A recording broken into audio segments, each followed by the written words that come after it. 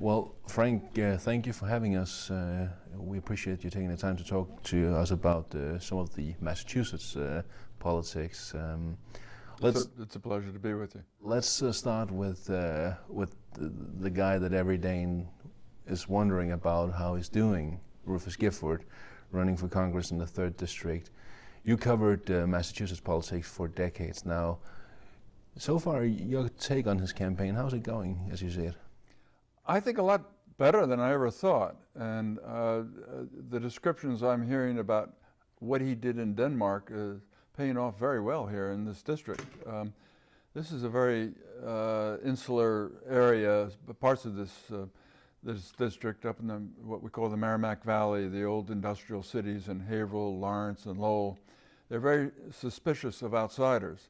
We've had a history of rejecting people who move into the district to run for Congress and to grab a congressional seat. The district has changed a lot more. There are much more sophisticated people and voters, particularly in that Merrimack Valley area. But I was skeptical that he could be able to overcome all that, and I have to say he's done a very good job in making himself one of the major candidates, one of the 2 or 3 who are considered potentially winning this Democratic primary. The way you see it, what has he been doing right? What is it that worked for him since he started his campaign? Well, first, the fundamental, what makes politics work and political campaigns work is money, and he has access to money. He's got a good network of his own. He's raised millions and millions of dollars for the Obama campaigns, and his father is a prominent banker and has access to donors that can contribute and help him. That was critical, particularly for somebody who's not known at all here in the district, to move in here, and he immediately was able to put out mailings to homes and get a footing, which something I just didn't think he could do it. Moving into this district is historically very, very difficult to do, and he was doing it, and he's been able to raise the money. He also has the personality, and I didn't know him. I know his sister. She lives here in town, and a good friend of my daughter's. I didn't even know he existed until he was ambassador, and I picked up about the wedding. But he obviously made a big hit in Denmark, and became very popular over there. And he's using those skills here in this district to make himself a very serious candidate for this congressional seat. Is he the most likely candidate to win the nomination, you would say? He's one of several. And it partly is who can raise the most money, and who has the best roots here, who has the best skills in politics and in the backslapping, handshaking, affable way. I think Rufus has the money. He has the personality. He's very effusive. He's very easygoing. I think he makes friends very easily, comes across very well. He doesn't have the roots or the political base. That's what he's lacking, and that's his weakness. Some of the other leading candidates have a much more stronger political base.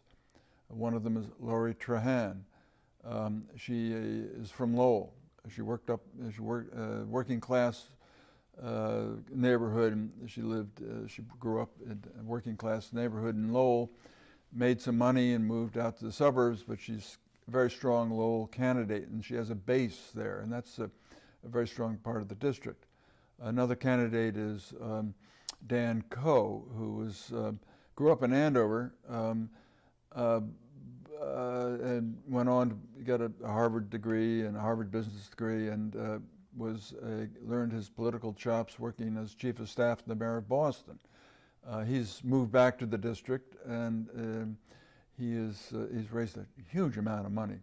Those three particularly are the three candidates who are really, I think people will one of them is going to emerge as the winner of this primary. Mm. One of the things we had an interview with Rufus Gifford today. One of the things he emphasized is that he's trying not to do that much Trump bashing, because that will be the easy option right now in a very Democratic heavy area like this, is to just bash Trump. Do you see that approach as the right way? I would give it a little more political guile, is that there are a lot of Trump Democrats up in the Merrimack Valley, out in the western Fitchburg, Gardner. Those are conservative Democrats, and you know, Trump didn't carry those cities necessarily, but there's a strong base of Democratic and independent Trump voters. And I don't think alienating them is something you don't want to do. He already has his credentials as a liberal Democrat, and I see him pushing environmental issues, clean energy, talking about how you Danes do all this clean energy so well and make us feel so terrible here in this country. That's an appeal to the liberal Democrats in the southern part of the district, here in the town of Concord and other suburbs. But I think it's a calculated decision to not go after Trump. Everybody assumes he's against Trump. Why make a big issue of it? Why aggravate that wing of the party? I'd like to talk, Frank, to you about a guy who's running in the district next to the one where Rufus is running, a man who also quite often makes it to the news in Denmark, which is Congressman Joe Kennedy in the 4th district. Of course, you know, there's a lot of fuss about him being Bobby's grandson and and you Kennedy and so on. You've covered him since he started in politics and since he was elected. Is he actually that good as people are saying that he is, or is it also getting a little bit more heat that it can actually take because of the fact that he's a Kennedy? Well, he's a Kennedy, but he's also half Anglo-Saxon. And being an Anglo-Saxon, I love to tell the Kennedys, it's really he was raised by his mother. He's a very bright, very serious about issues. He loves to tackle issues. And one of the more boring political people to have lunch with, because he wants to talk about issues and not about the politics. He's also very bright and very bright. And he really is focused on his job, and he's very popular. And he knows politics. He does have a little Irish in him because he understands the politics of Boston. But and he's doing. I think he's been very smart. He doesn't try to promote himself. He's gone to Congress just in the first 4 years now that he's been there. 6 years, I guess now. He is smart in working across the aisles, finding out how things work, how politics works. This is his first political job. I mean, he ran his uncle Ted Kennedy's Senate campaign at one point, but this is real, you know, negotiations, Congress, arm twisting, finding common ground. And I think he's been very impressive in the sense that he has not really promoted himself, and that he's really trying to learn the craft of being a congressman and the politics that's involved. So he's the future. When is his question? It's very difficult to move up, and everybody wants to be the next U.S. Senator from Massachusetts. Yeah, because I was about to ask you that. Everybody's talking about that, when he's going to take the next step. Is that already in 2020, or when do you see that opening? Yes, he is up in 2020, and Ed Markey, but he's going to be running again, so I don't think you'll see Joe run against him. He can wait. I mean, he's a young guy, and he can wait. He could continue in Congress. How long is Elizabeth Warren going to be there? She's going to run, you know, I don't think she'll run for a third term. A lot of people don't. She'll be getting pretty old at that point. That would be a great opening for him. But that's a long time. That'd be 12 years in Congress for him. It would maybe the position he should go for. But you never know. Things shift very quickly in politics. People retire. People decide not to, run for certain offices. You think there's a certain person, you got to defer to, and everything changes very quickly when decisions have to be made. And I think Joe Kennedy's seen as having a great future. The big question is, where is that future? But do you see him going into the state level, like a governor position perhaps, or do you see him still at a federal? It's not out of the question if he's frustrated with not doing anything in the Congress. But the governor's a dead end. You have to make tough decisions and hurt a lot of people, and it's not particularly in your second term, the people get tired of you, and it's hard. But that potentially could be an answer for him. I don't know if he wants to be an administrator. Legislating may be his real forte, and he's very personable, and a lot of people like him down there. He's got a good reputation across the aisles, and has worked with Republicans. So he's got a lot to contribute.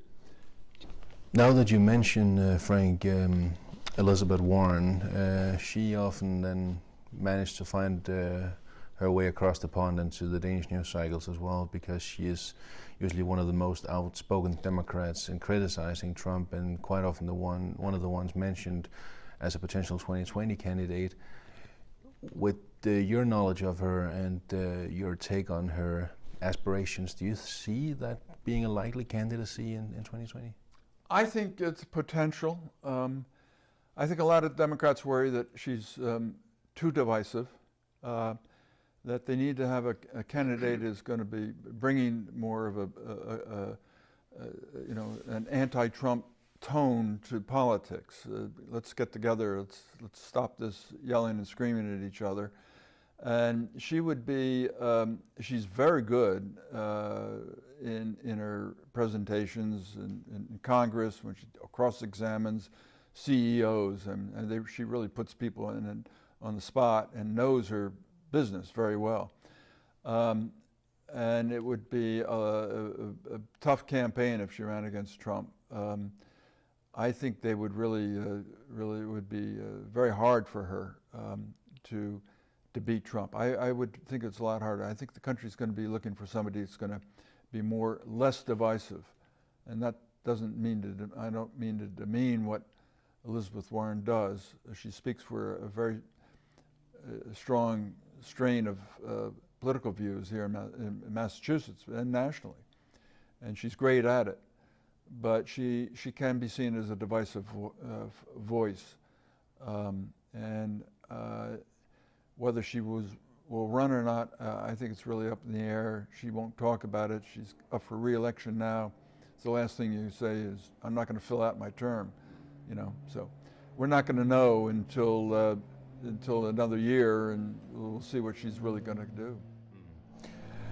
Another potential 2020 candidate, which is quite often mentioned when we talk about, also when I talk about potential candidates in Danish TV, is that former governor of yours, Deval Patrick, and everybody keeps on saying that he's the one that Obama is trying to convince to run.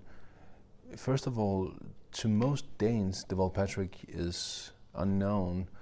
What would characterize his terms as governor, you would say, before we talk about what he might do? First of all, I want to compliment the fact that you even know who Deval Patrick is. That's pretty good, Anders. He was, you can criticize some of his, things he did as governor. He has a record that he could run on. I tell you the one thing, though, that he's the best campaigner I've ever seen. He can give a speech much better than Obama could.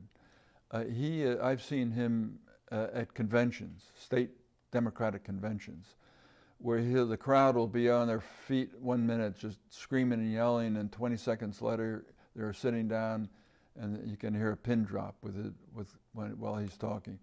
he'll get them up again, down, and he just is a beautiful writer for speeches. He really is very eloquent, inspiring. You can quibble about his management style. He does have some weaknesses there. And anybody who's been governor, you can pick apart and take their record and completely distort it. A little history, in 1988, Mike Dukakis was the governor of Massachusetts, and a very popular one, and was seen nationally as a very potentially strong candidate, and won the nomination. The Democrats, the Republicans, excuse me, picked away at his record in things you would never have thought about. And the American flag, that he was disloyal, the Pledge of Allegiance, and then there was Willie Horton, which was a famous case of an escaped convict from Massachusetts who murdered some people in Maryland. And that was used as a racially charged issue against him. You know, Patrick would run up against those same things as governor, and I think as a Democratic candidate in the primaries, he could get something going. He could, with his campaign abilities, he could get Iowa, win Iowa, come to New Hampshire, do well there, Massachusetts, and then go to South Carolina, where the majority of Democratic voters are African Americans, and he's on a roll, and he knows how to speak to the Democratic electorate, and I think he'd be very strong. I think in the general election, he would have a lot of problems. He supported some guy in jail, which a lot of people did, who thought he was innocent, and a guy named Ben Laguerre. And it turned out the DNA said he was guilty, and it was a very celebrated case. That's his Willie Horton thing. There are other things in his administration that can be taken out and blown up and distorted. So that's his problem. What about his career choice since he left the position as governor, because he went to work for Mitt Romney company? Mitt Romney's not involved in it anymore, but he did start it. And it's socially, it's a socially invested investments there, and yes, but I don't think he could really be begrudged for what he's doing. He grew up on the south side of Chicago. His father abandoned his mother and grandmother, and he worked his way up and got to Harvard and Harvard Law School, and he really is. I think he's got the credentials to get over something like that. There's tons of rumors about him and about Obama's trying to talk him into running, and there is dead silent. There's nothing coming from it. He says nothing in the media. Of course, it would be weird, of course, to go out saying, yeah, I might run, and then not saying anything. And then he's dropped some hints. He said he would decide at the end of the year. What do you think? Will Deval Patrick run or not? I don't know. The people around him don't know. The best voices, the best sources around him don't really know. I think he will take a very serious look at it. I think it's very tempting for him because of the field. The Democrats don't have a really strong candidate to put up against Trump at this point. And Massachusetts candidates end up, flaming out. We've had, John Kerry, Mike Dukakis, even Mitt Romney. I mean, he was coming from the other direction, but we put up candidates, and Massachusetts does not do well with their presidential nominees. But sorry. No. But do you think some of the Democratic potential candidates are waiting out until 2024 because they know 2020 is going to be difficult because Trump is still there? They think it's a losing case. They might not. Well, it's a roll of the dice. I mean, Trump has never gotten his average favorability is in the low 40s. How's this guy going to win again? I think people are getting sick of Trump, and that there's a good chance in 2020 there's a Democratic presidential candidate who can win, does win, and then you lose out for 2024. So it's you got to. Are we going to have 8 years of Trump? I don't know. I think is the country ready for 8 years of Trump? By 2020, who knows? We just don't know where it all goes. As I've said earlier, that if there's a Democratic Congress, after this 2018 election, Trump can run against Congress, and we've had presidents come from nowhere, like Harry Truman, if you want to go back. He ran against the Republican Congress, and everybody thought he was dead politically, and he came back and won pretty easily, and everybody thought he was a goner.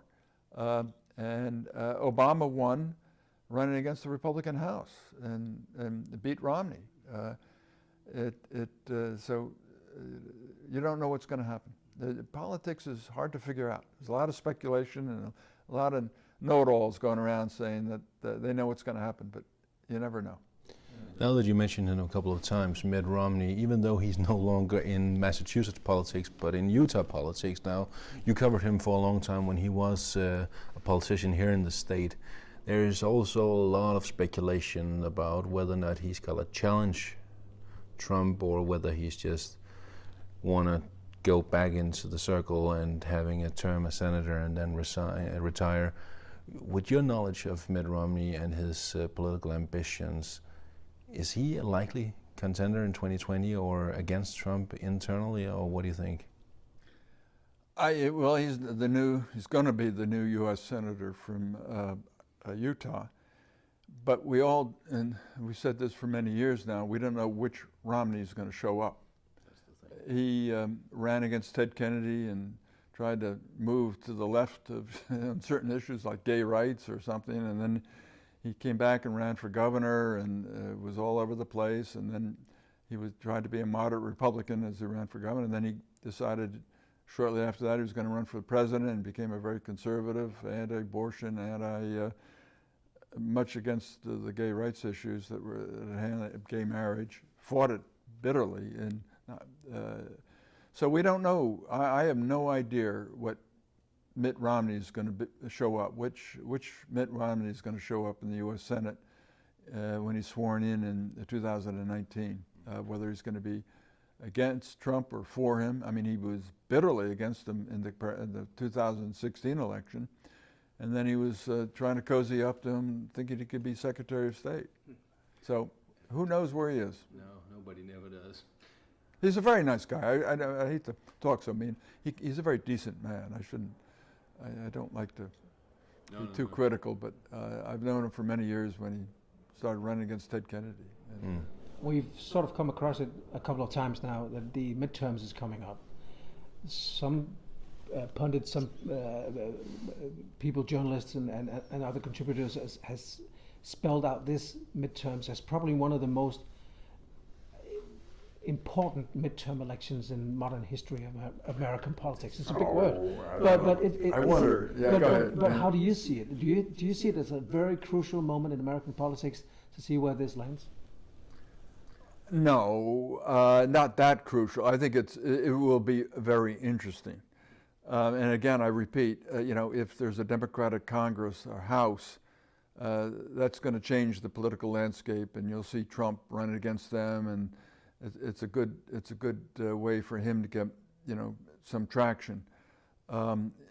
If the Republicans hold both houses in the Senate and the presidency, you could have a sweep in 2020. A Democratic president, U.S. Senate and House go Democratic.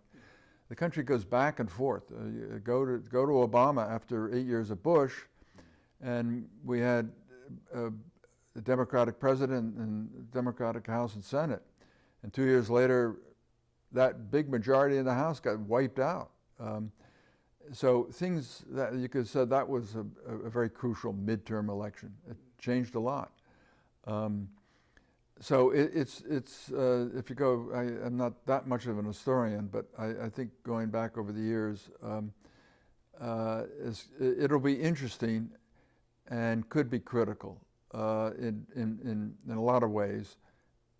We just don't know which way it's going to go, and what happens if it does go that way. What does that mean?